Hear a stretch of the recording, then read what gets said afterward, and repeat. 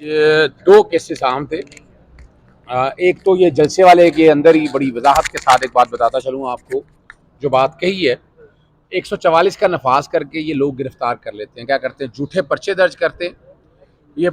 لاہور کے اندر بھی ہے اور یہاں بھی ہے، اور باقی سیاسی جماعتوں جن کے خلاف دھرنے وغیرہ بھی اگر دیے ہیں تو وہ پرچے واپس ہو جاتے ہیں۔ اس کا طریقہ کار پوری دنیا کے اندر یہ سارا کام ہو رہا ہے، اور اس کے لیے پنجاب کے اندر ریڈ زون ایکٹ بن چکا ہے۔ ایک قانون بنایا جائے اس طرز کے اوپر، یہ نہیں ہے کہ آپ لفظ ریاست ہو ماں کے جیسی، اور یہ بھی عدالت کے بڑے واضح سوال تھے کہ آج کوئی سیاسی حکومت ہے، کل کوئی سیاسی حکومت ہے، تو کوئی بھی سیاسی حکومت سے یہ فرق نہیں پڑتا ہے، آپ کو اپنا آئین اور قانون کے مطابق کام کرنا ہے۔ اس پر اب بڑی وضاحت کے ساتھ بات ہے کہ سارے اکٹھے کر دیے ہیں، اب علیحدہ علیحدہ بیٹھ کر دیکھنا ہوگا۔ دوسرا بہت ہی اہم ایشو ہے، اور وہ معاملہ ہے، پہلے میں ذکر کرتا ہوں عمران خان صاحب کو جو جیل میں سہولیات دی گئی ہیں وہ بین الاقوامی قوانین، لوکل قوانین اور ہمارے high court rules and orders کے مطابق نہیں ہیں۔ اس میں لاسٹ تاریخ پہ 25 تاریخ کو اعتراض لگا تھا، اعتراض دور ہو کے آج نوٹس ہوا تھا، اور اڈیالہ جیل کے سپرنٹینڈنٹ سے باقاعدہ رپورٹ بھی مانگی گئی تھی۔ آرڈر کل ملا تھا، کل واٹس ایپ کے ذریعے میں نے بتایا کہ سب کو میں نے بھیج دیا ہے،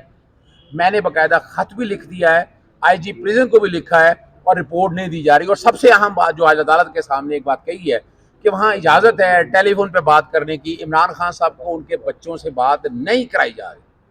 یہ تو بڑی بات، نہ واٹس ایپ پہ نہ کسی پہ، اور یہ قانون اجازت دیتا ہے، بین الاقوامی universal declaration of human right, I C C P R کی بات کر رہا ہوں میں، نیلسن منڈیلا رولز کی بات کر رہا ہوں، کنونشن اگینسٹ ٹارچر کی بات کر رہا ہوں، کائرو ڈیکلیریشن کی بات کر رہا ہوں، اور high court rules and orders کے حوالے سے اس پہ اٹارنی جنرل کو کورٹس کال پہ آ کر بلایا ہے، اور 6 اگست کے لیے آرڈر ریپیٹ کیا ہے، اور باقاعدہ سمن وغیرہ اگر جمع کروانی ہے تو انشاءاللہ جمع کروا دیے جائیں گے۔ آخری معاملہ جو ہے وہ ہے نیب ترمیمی آرڈیننس کا۔ آپ کو پتہ ہے سیکشن 24 کے اندر نیب ترمیمی آرڈیننس کے ذریعے ریمانڈ جو ہے وہ 14 دن سے بڑھا کر 40 دن کر دیا گیا ہے۔ پارلیمان نے ریمانڈ آپ کو پتہ ہے کہ 14 دن کا کیا تھا، اور وہ قانون چیلنج تھا۔ ایک اعتراض تھا کہ یہ والا معاملہ سپریم کورٹ میں ہے، وہ بتایا کہ سپریم کورٹ میں یہ معاملہ نہیں ہے۔ اس آرڈیننس کا مقصد صرف عمران خان کو نشانہ بنانا ہے، اور اب تک عمران خان اور بشرا بی بی کو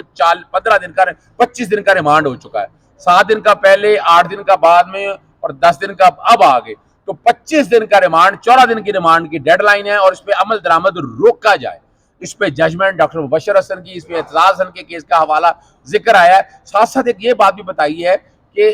جعلی اور جھوٹے کیسز اگر کرتے ہیں نا، کیسز بنانے کے اوپر سیکشن 36 کے تحت افسران کو انڈیمنی ہے، اگر وہ ثابت ہو جائے کہ جعلی ہے تو سزا 5 سال تھی، اس آرڈیننس کے ذریعے سزا وہ کر دی گئی ہے 2 سال۔ اس پہ عدالت کا بڑی وضاحت کے ساتھ کہہ رہا تھا کہ یہ سزا 2 سال کیوں کر دی گئی؟ میں نے کہا یہ بدنیتی بربری ہے، اور پارلیمان نے بیٹھ کر یہ طے کیا، اور ایک آرڈیننس کے ذریعے، اور وفاقی حکومت نے اگر کوئی آرڈیننس پاس کرنا تھا کیا اپروول دی ہے، اور آصف علی زرداری صاحب یہ آرڈیننس پاس کرنے سے پہلے بطور صدر چلے گئے تھے، آپ کے سامنے بات ہے، اور یوسف رضا گیلانی نے یہ آرڈیننس پاس کی ہے۔ اب ایکٹنگ پریزیڈنٹ کو یہ اختیار نہیں ہے آرڈیننس جاری کرنے کا،